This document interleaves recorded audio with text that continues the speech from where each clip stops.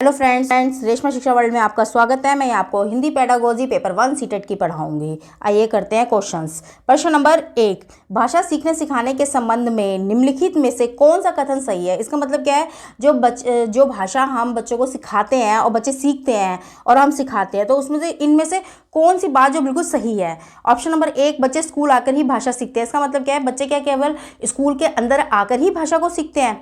Option number दूसरा, बच्चे अपने परिवार से ही भाषा सीखते हैं। इसका मतलब क्या है कि बच्चे जो होते हैं केवल परिवार के अंदर रह के ही सीखते हैं। जो परिवार के अंदर जो भाषा बोली जाती है वही भाषा बच्चों को आती है, केवल वही चीज़ सीखते हैं। ऑप्शन नंबर 3, बच्चे स्कूल में मानक भाषा का ही प्रयोग करते हैं। इसमें क्या है, बच्चे केवल स्कूल में मानक भाषा का मतलब क्या होता है, जो बच्चों को भाषा सिखाई जाती है स्कूल के अंदर, क्या केवल वही भाषा का प्रयोग करते हैं और कोई भी भाषा का उनको ज्ञान नहीं होता है, ना वो शब्दों का यूज़ करते हैं। ऑप्शन नंबर 4 बच्चे स्कूल आने से पूर्व ही भाषाई पूंजी से लैस होते हैं।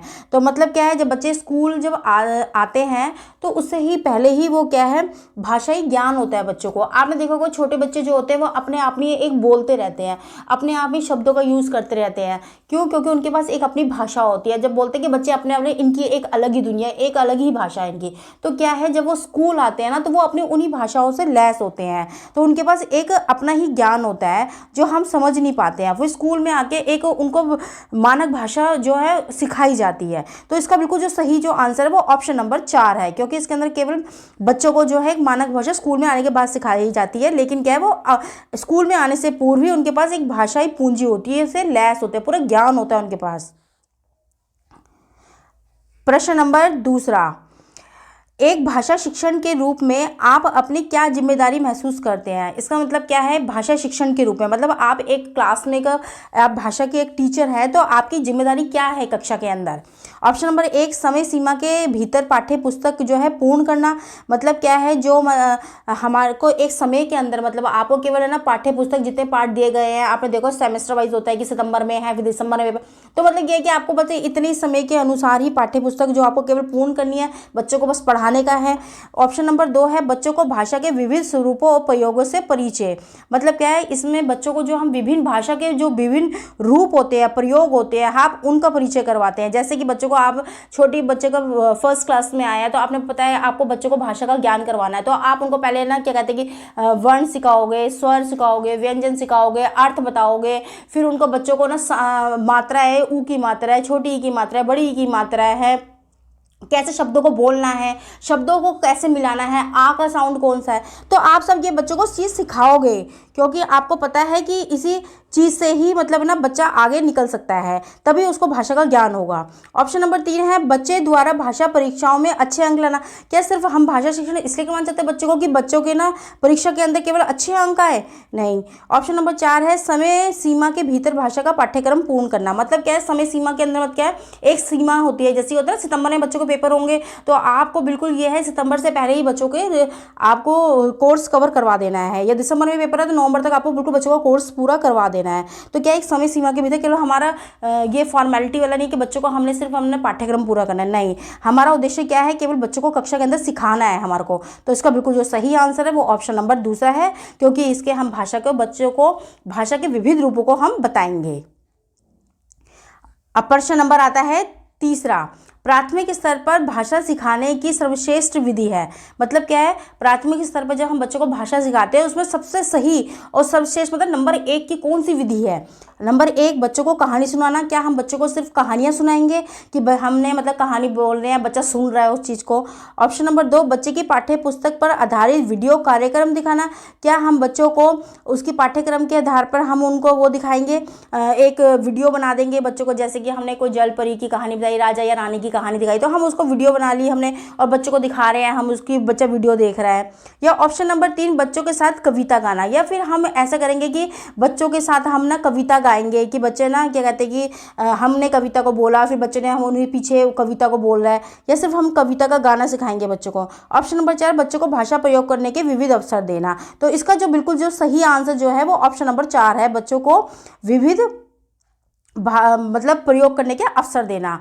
क्यों प्रयोग करने के अवसर देना भाई? जब बच्चा देखो कब सीखता है, जब बच्चे को आपने सिर्फ बता दिया है, बच्चे ने उस चीज़ को सीख लिया, फिर बच्चा जब है उसको प्रयोग करेगा तभी तो आएगा। क्योंकि देखो किताबों से रटा रटाया नहीं बच्चों को सिखाना, बच्चों को ये है कि बच्चा खुद बोले। अब आपने बच्चों को बता दिया कि जैसे कि ये ना छोटी ई की मात्रा होती है और ये बड़ी ई की, जैसे ना पे हमने बड़ी ई की मात्रा कही नी, तो नी का साउंड आ रहा है, और हमने उसके ऊपर छोटी ई की मात्रा कही नी, ये छोटी ई की मात्रा है। तो क्या है, बच्चों को पता चल गया छोटी ई की मात्रा कौन सी होती है, बड़ी ई की मात्रा कौन सी होती है। तो उसमें क्या होगा, बच्चा ना उस चीज़ को समझेगा। फिर उसके बाद जब वो शब्द बोलेगा, शब्द का उच्चारण करेगा, तो उसको पता होगा। जैसे रानी की मैम ने बताया कि ना पे बड़ी ई की मात्रा में लंबा साउंड होता है, तो बच्चों को तभी तो सीखेगा जब बच्चा उस चीज़ को प्रयोग करेगा। अब आपने बच्चों को बताया ही नहीं है और उसके बाद ना बच्चा उस चीज़ को भाषा का प्रयोग ही नहीं कर रहा है, तो उसको वो भाषा प्रयोग करना आएगा ही नहीं। तो इसका जो बिल्कुल सही है ये, हम बच्चों को ज़्यादा से ज़्यादा मौका देंगे कि बच्चा खुद सीखे, और खुद हमने उसको समझा दिया तो बच्चा उसको प्रयोग करे। क्योंकि जब बच्चा जितनी चीज़ों को प्रयोग करेगा, खुद करेगा, तो तभी वो चीज़ को सीखेगा। तो इसका बिल्कुल जो सही आंसर यही है कि भाषा का प्रयोग के हम बच्चों को ज़्यादा से ज़्यादा अवसर दें। प्रश्न नंबर 4, भाषा सीखने सिखाने के संबंध में कौन सा कथन सही नहीं है? वो इसमें क्या है, नेगेटिव पूछ रहा है, नहीं, कौन सा इसमें सही नहीं है। ऑप्शन नंबर 1, भाषा अर्जित करना सहज होता है। मतलब भाषा अर्जित करने का मतलब क्या है कि भाषा सीखना ना बहुत ही आसान कार्य है, सहज होता है ये। ऑप्शन नंबर 2, संचार माध्यम भाषा सीखने में मदद करते हैं। संचार साधन किसे कहते हैं? जैसे टेलीविजन होता है, रेडियो होता है, या बच्चों को हम पिक्चर बना के सिखाते हैं, कि वो जो माध्यम होता है वो बच्चों को सिखाने में भाषा बहुत ही मददगार होती है। ऑप्शन नंबर 3, भाषा विद्यालय में ही अर्जित की जाती है। क्या मतलब भाषा सिर्फ बच्चा विद्यालय के अंदर ही अर्जित करता है? ऑप्शन नंबर 4, भाषा परिवेश से सीखी जाती है। परिवेश क्या होता है? बच्चा जिस परिवेश से आया होता है, जैसे कि वो अपने घर में रहता है, अपने माँ बाप अपनी फैमिली के बीच में रहता है, फिर वो कहीं बाहर जाता है तो वो अपने माँ बाप के साथ, तो बाहर के जो समुदाय होता है, या उसके पेरेंट्स कहीं पार्क लेके जाते हैं, या फिर उसे किसी मेलों में लेके जाते हैं, वो सारा क्या है, उसके आसपास का जो परिवेश है, क्या मतलब वो भाषा के परिवेश से सीखी जाती है। इसका जो आंसर है ऑप्शन नंबर 1 बिल्कुल सही है। क्यों? क्योंकि एक इसलिए ही सही है क्योंकि इसमें ये नेगेटिव पूछा है कि भाषा अर्जित करना जो है बिल्कुल सहज नहीं होता है।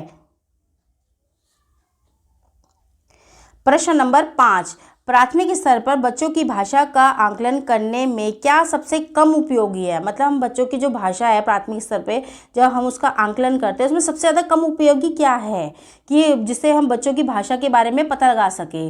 इसका जो है पाठ के अंत में दिए सवालों का जवाब लिखना, कि हमने बच्चों को पाठ पढ़ाया और उसके जो लास्ट में जो सवाल होते हैं तो हमने बच्चों को लिखने के लिए कह दिए हैं कि या तो ये है नंबर 2 है किसी घटना का वर्णन करना, या फिर किसी घटना का वर्णन करने का मतलब क्या है कि बच्चे को ना हमने कुछ भी दे दिया है कि उस घटना के बारे में बताओ, तो बच्चा ना खुद लिख रहा है, स्वयं से बता रहा है, उस चीज़ को लिख रहा है वो। ऑप्शन नंबर 3, नानी को चिट्ठी लिखते हुए अपनी नई दोस्त के बारे में मतलब इसका मतलब क्या है, वो नानी को एक चिट्ठी लिख रहा है, तो वो क्या है अपनी नई दोस्त के बारे में बता रहा है कि मेरी क्लास के अंदर कैसे मेरी मित्र बनी थी और क्या है, तो वो सब कुछ उसके बारे में लिख रहा है। तो ऑप्शन नंबर 4, चित्र देख के कहानी कविता लिखना, मतलब चित्र देख के मतलब चित्र हो गया, जैसे किताब के अंदर एक चित्र होता है उसको देख के कि उसके अंदर क्या क्या हो रहा है, नदी आ रही है, पेड़ पौधे लगे हुए हैं, कुआं है, तो वो सारा क्या है वो चित्र के अंदर जो वर्णन किया गया है उसको वो लिख रहा है। तो इसका जो बिल्कुल जो सही जो आंसर है, क्योंकि इसके अंदर पूछा है जो सबसे ज़्यादा कम उपयोगी है, कम उपयोगी का मतलब है नेगेटिव आंसर पूछा, तो इसका मतलब क्या है पाठ के अंत में जो है दिए गए सवालों का जवाब लिखना। क्यों? क्योंकि इसके अंदर ये है हमने लेसन पढ़ाया बच्चों को, और बच्चे को पता ही है कि लेसन में मैम ने क्या क्या पढ़ाया था, तो वो उसी का ही जब पीछे प्रश्न जो होंगे वो उसी का ही आंसर लिखेगा। तो उसको क्या है वो अपनी तरफ से कुछ नहीं ऐड कर रहा, उन्हें जो पढ़ा वो वही लिखा। बाकी जो ऑप्शन है उसमें क्या है बच्चा क्रिएटिव हो रहा है, बच्चा खुद से कर रहा है, क्योंकि वो खुद देख रहा है कि क्या हो रहा है। तो वो क्योंकि हमेशा जो होता है पॉजिटिव आंसर जो वो होता है जिसमें बच्चा खुद से कर रहा हो। अब इसके अंदर क्या है उनने सुन लिया है और वही आंसर लिख रहा है, तो इसके अंदर बच्चा अपनी तरफ से कुछ नहीं लिख रहा। तो इसका जो और उसने पूछा भी सबसे कम उपयोगी क्या है, तो नेगेटिव आंसर पूछ रहा है, तो इसका क्या है ऑप्शन नंबर 1। अब है प्रश्न नंबर 6, भाषा सीखने और भाषा अर्जित करने में अंतर का सर्वप्रमुख कारण है। मतलब क्या है भाषा सीखने का मतलब क्या होता है, जो बच्चे कक्षा के अंदर जब हम बच्चों को सिखाते हैं तो वो क्या होता है भाषा सीखने, उसमें बच्चा भाषा सीखता है, क्योंकि उन्हें हम क्रमबद्ध रूप से मतलब हम हर एक कि कैसे कैसे सिखाना है, पहले हमें वर्ण व्यंजन मात्राएं सब कुछ एक एक पल में, एक लाइन में सिखाना है बच्चों को। दूसरा क्या है, भाषा अर्जित करना। भाषा अर्जित करने का, अर्जित तो बच्चा कहीं से भी कर सकता है, बाहर भी जाके कर सकता है और घर परिवेश से भी कर सकता है, या उसे कोई भी अच्छी बात लगी वो सीख सकता है। तो क्या है, भाषा अर्जित करना। तो भाषा सीखने और अर्जित करने में दोनों में ही फर्क होता है। ऑप्शन नंबर 1, भाषा में आंकलन। भाषा में आंकलन का मतलब कि एक होती है कि जो हमने बच्चे को कक्षा में सिखाई है वो कैसी भाषा का प्रयोग कर रहा है। दूसरा क्या होता है, भाषा अर्जित करना, कि वो भाषा बच्चा कैसे बोल रहा है। तो क्या है, हम भाषाओं में दोनों में आंकलन कर लेते हैं, ये सिखाई गई भाषा है या बच्चा खुद से अपने आप में अर्जित की बता रहा है। दूसरा क्या है, भाषाई परिवेश। भाषाई परिवेश का मतलब क्या होता है, बच्चों को जो सी जगह का परिवेश होता है, जैसे ही परिवेश होता है उसमें ही भाषा सीखता है। अब देखो, जैसे बच्चा स्कूल के अंदर जाता है तो कक्षा के अंदर उसका अलग परिवेश होता है, फिर बच्चा घर जाता है तो घर का परिवेश उसका अलग होता है, जब वो बाहर समुदाय में जाता है तो समुदाय में परिवेश अलग होता है, वहाँ की भाषा का प्रयोग करता है। किसी मेले में गया, वहाँ जैसे कि दुकानदार ने बोला तो उसने वही कैचअप कर लिया। तो ये क्या है, भाषाई परिवेश होता है। और ऑप्शन नंबर 3, भाषा का व्याकरण। मतलब क्या है, सिर्फ ओनली भाषा सीखने में जो होती है व्याकरण हो कि जो क्रमबद्ध रूप से है। ऑप्शन नंबर 4, भाषा की पाठ्य पुस्तक, या फिर बच्चे को ये जो है भाषा की केवल किताबें ही होती है जो सिखाने में। तो इसका जो बिल्कुल सही जो आंसर है वो ही है भाषाई परिवेश, जो भाषा सीखने और भाषा अर्जित, क्योंकि दोनों ही डिफरेंसेस होते हैं। जैसा परिवेश होगा बच्चा वैसे ही भाषा ही सीखेगा। अब अगला क्वेश्चन है प्रश्न नंबर 7, भाषा सीखने में बातचीत का इस रूप में सर्वाधिक महत्व है कि, इसमें पूछा है भाषा सीखने में बातचीत। बातचीत क्या होती है, जब आपस में हम बच्चों से बातचीत करते हैं ना, बच्चों से हम कुछ पूछते हैं, बच्चे उसको आंसर देते हैं, तो क्या करते हैं, बातचीत करते हैं। या फिर कोई दो मित्र होते हैं कक्षा के अंदर बातचीत करते हैं, तो क्या होता है इसमें जो सर्वाधिक महत्व क्या है। ऑप्शन 1, शिक्षक और बच्चे दोनों ही बातचीत में रस लेते हैं। इसमें क्या होता है, शिक्षक कुछ क्वेश्चन पूछते हैं, बच्चे अपने अलग अलग आंसर देते हैं। और आपने देखा होगा जब हम कक्षा के अंदर बच्चों को पढ़ाते हैं तो हर एक बच्चे का एक उत्तर अलग होता है, तो उसमें क्या होता है, एक बातचीत में रस होता है। हम कहते हैं ना कभी क्या, यार ये बच्चा तो बड़ा अच्छा आंसर देता है अगर इससे कुछ पूछो तो। कुछ बच्चे ऐसे होते हैं बड़े ना, मतलब ऐसे घुमा के कुछ क्वेश्चन का आंसर देते हैं। कुछ बच्चे ऐसे होते हैं वो हमेशा क्यों क्या पे रहते हैं कि क्यों। तो क्या है, उन बातचीत में क्या है, रस होता है। तो हम भी बड़े आराम से उस भाषा को सीखते हैं, देखते हैं कि बच्चा ना बोल क्या रहा है आखिर। ऑप्शन नंबर दूसरा क्या है, बच्चे विभिन्न उद्देश्यों के लिए भाषा का प्रयोग करना सीखते हैं। इसमें क्या होता है, जब बातचीत में क्या होता है, विभिन्न उद्देश्य क्या होते हैं। देखो बच्चों को जैसे कि आपने कक्षा के अंदर पढ़ा रहे हो, तो फिर बच्चा कक्षा के अंदर लेसन पढ़ा तो उसके आंसर दे रहा है, तो वो एक अलग जगह है। फिर बच्चा घर परिवेश में जाता है तो वो घर परिवेश के अकॉर्डिंग बात करता है। फिर बच्चा बाहर जाता है तो वो बाहर के माहौल के अनुसार बात करता है। तो क्या है, विभिन्न उद्देश्यों के लिए भाषा का वो अलग अलग प्रयोग करना सीखते हैं। और जो होना भी चाहिए, हमारा उद्देश्य यही है कि बच्चा जिन भी परिस्थितियों में रहे लेकिन वो अपनी भाषा के अकॉर्डिंग, भाषा के कारण ही वो बात को रख सके। ऑप्शन नंबर तीसरा, बच्चे दूसरों के शुद्ध उच्चारण का अनुकरण कर सकते हैं। बच्चे क्या है, जैसे बच्चा जो दूसरा जो बोलता है शुद्ध उच्चारण, मतलब बिल्कुल सही शुद्ध, मतलब सही शब्दों का उच्चारण कर रहा है तो उसी का वो अनुकरण करते हैं, मतलब वो सीखते हैं उसी चीज़ को। ऑप्शन नंबर 4, इसमें बच्चों का अच्छे समय व्यतीत हो जाता है। मतलब बातचीत में क्या है, बच्चों का समय व्यतीत होता है नहीं। जो इसका बिल्कुल जो बिल्कुल इसका सही जो आंसर है वो यही है, ऑप्शन नंबर दूसरा, कि बच्चे जो है विभिन्न उद्देश्यों के लिए भाषा का प्रयोग करना सीखते हैं। बातचीत से क्या होता है, बच्चे प्रयोग करना सीखते हैं, क्योंकि हमारा उद्देश्य तो यही है कि बच्चों को हमने भाषा ही तो सिखाना है। और बच्चों को यही है कि जिन भी उद्देश्यों में हो कि बच्चे की कौन से उद्देश्य से कोई कुछ पूछ रहा है उससे क्वेश्चन, तो वो उसका सही बिल्कुल आंसर दे। तो बिल्कुल इसका जो आंसर होगा वो प्रश्न ऑप्शन नंबर दूसरा ही है। प्रश्न नंबर 8, लिखना। इसमें क्या है, जो बच्चे लिखते हैं इसका मतलब क्या है, यह एक यांत्रिक कौशल है। मतलब क्या है, ये सिर्फ ओनली एक यांत्रिक कौशल होता है, मतलब लिखना। नंबर 2, अत्यंत जटिल कौशल है। अत्यंत जटिल का मतलब क्या है, ये बहुत ही ज़्यादा कठिन है, ये कठिन कौशल है। ऑप्शन नंबर तीसरा, पढ़ने के बाद सीखा जाता है। मतलब जब हम पढ़ लेते हैं तब हम लिखना सीखते हैं। ऑप्शन नंबर 4, एक तरह की बातचीत है। तो इसका जो बिल्कुल जो सही आंसर है वो है ऑप्शन नंबर 4। क्यों सही है भाई लिखना, भाई लिखना तो एक बातचीत ही होती है। भाई ऐसा होता है, हम अपनी बात या तो हम मुँह से बोल के कह सकते हैं, जब हम बोल के नहीं कह सकते तो हम लिख के कह सकते हैं। तो ये एक तरह की बातचीत ही है। अगर किसी ने कोई प्रश्न किया, हम उसको बोलने के जवाब नहीं दे सकते हैं तो क्या है, हम लिख के जवाब देते हैं। भाई हम बच्चों को लेकर कोई क्वेश्चन हम पेपर बनाते हैं, क्वेश्चन पेपर बनाते हैं, वो क्या है, वो बातचीत ही तो है। क्योंकि बच्चा उस क्वेश्चन को देखकर कितना समझा है, या उसके बारे में वो कितना जानता है, या वो उतना कितने बारे में उस बारे में बता सकता है, तो वो लिख के बताता है। तो क्या है, ये एक तरह की बातचीत ही तो है। तो इसका बिल्कुल सही जो आंसर होगा वो यही होगा, ऑप्शन नंबर 4। प्रश्न नंबर 9, मातृभाषा में शिक्षा से मतलब मातृभाषा क्या होती है? जो बच्चे की स्वयं की भाषा होती है, मातृभाषा, जो उसके सबसे पहले घर में भी बोली जाती है, परिवेश में बोली जाती है, वो उसकी अपनी एक मातृभाषा होती है। तो मातृभाषा से शिक्षा मतलब मातृभाषा से अगर बच्चों को शिक्षा दे तो क्या फ़ायदा होता है? नंबर 1, शिक्षार्थियों की अधिकारिक प्रतिभागिता होगी। भाई सबसे बड़ी बात यही है कि देखो, अगर हम बच्चों को मातृभाषा में पढ़ाएंगे तो उसकी क्या होगी, वो उसको तो सब कुछ समझ आएगा, क्योंकि जो घर में भी भाषा बोली जाती है वो स्कूल में बोली जा रही है। तो क्या, जब उसकी मातृभाषा की होगी तो वही वो भागीदार उसके अंदर ज़्यादा होगा, मतलब ज़्यादा से ज़्यादा वो अपने बातों को रखेगा, जवाब देगा। ऑप्शन नंबर 2, बेहतर परिणाम निकलेंगे। बेहतर परिणाम क्या निकलेंगे? भाई मातृभाषा में होगा तो बच्चे के ना जो रिजल्ट है, वो जो बच्चे का जो परिणाम होगा वो अच्छे निकलेगा, क्योंकि उसको चीज़ समझ आ रही है, उसके लिए कोई अलग भाषा नहीं है, सेम भाषा है, इसलिए।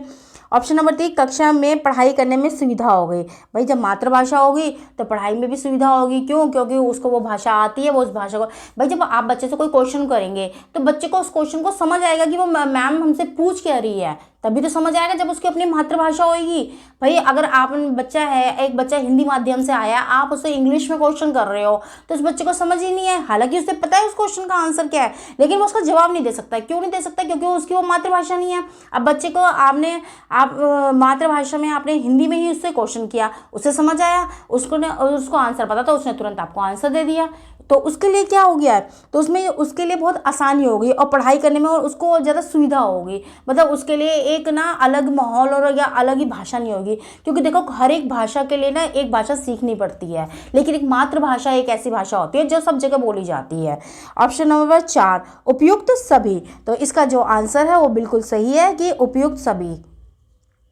मातृभाषा से अगर शिक्षा होगी तो ये सारे ही बच्चों को फायदे होंगे और बच्चा क्या है, जल्दी से जल्दी बच्चा विकास करेगा।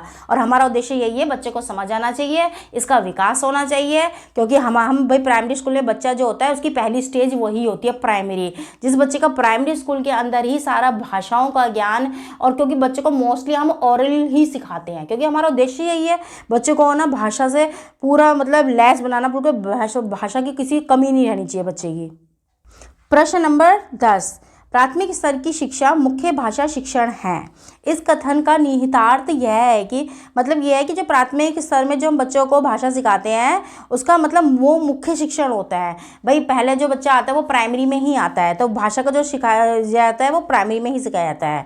तो ऑप्शन नंबर 1, बच्चों के भाषा विकास पर विशेष ध्यान दिया जाता है। इसका मतलब क्या है, बच्चे जो प्राइमरी में हैं बच्चों की भाषा शिक्षण पे, क्योंकि देखो बच्चा जब होता है, देखो नर्सरी होता है, जैसे प्री होता है, नर्सरी प्ले वगैरह सब कुछ करके KG UKG करने के बाद वो कहता है प्राइमरी स्कूल में आता है। जब वो फर्स्ट क्लास में आता है तो उसको वर्ण सब पता होते हैं, लेकिन वर्णों को जोड़ के जो शब्द बनते हैं वो हम प्राइमरी के अंदर ही बच्चों को सिखाते हैं। फिर शब्दों से बच्चों को वाक्य सिखाना वो किसका काम है, वो प्राइमरी टीचर का काम है, तो वो प्राइमरी में ही सिखाया जाता है। तो उस समय पे क्या होता है, हमें बच्चों को रटवाना तो कुछ है नहीं, बच्चों को हमें उनको सिखाना है, क्योंकि हमें उनको भाषा के प्रयोग सिखाने हैं। तो हमारे क्योंकि प्राइमरी टीचर का सिर्फ वो मेन काम यही होता है। तो क्या है, प्राइमरी में बच्चों को विशेष ध्यान दिया जाता है भाषा विकास के ऊपर। ऑप्शन नंबर 2, बच्चों को अनेक भाषाएं सिखाना अनिवार्य है। क्या बच्चों को बहुत सी भाषा सिखाना बहुत जरूरी है कि हम प्राइमरी स्कूल में बच्चों को मातृभाषा छोड़ के हम उसको अब बहुत सी भाषाएं सिखा दें? नहीं, इसका वो कोई अर्थ नहीं निकलता। ऑप्शन नंबर 3, बच्चों को मानक भाषाएं सिखाई जाए। बच्चों को क्या सिर्फ वाली मानक भाषा ही सिखाई जाए? ऑप्शन नंबर 4, बच्चों को केवल भाषा की ही शिक्षा दी जाए। क्या सिर्फ ओनली हम बच्चों को सिर्फ भाषा की ही शिक्षा दी जाए?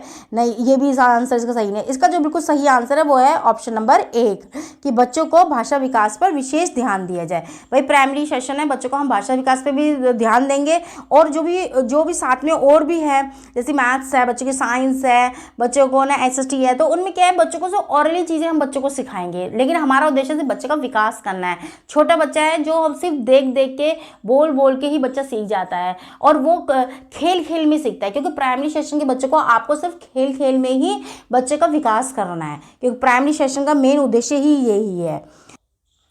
रेशमा शिक्षा वर्ल्ड को आप सब्सक्राइब कीजिए, लाइक कीजिए, शेयर कीजिए। मैं ऐसी नई नई वीडियोस लाती रहूँगी।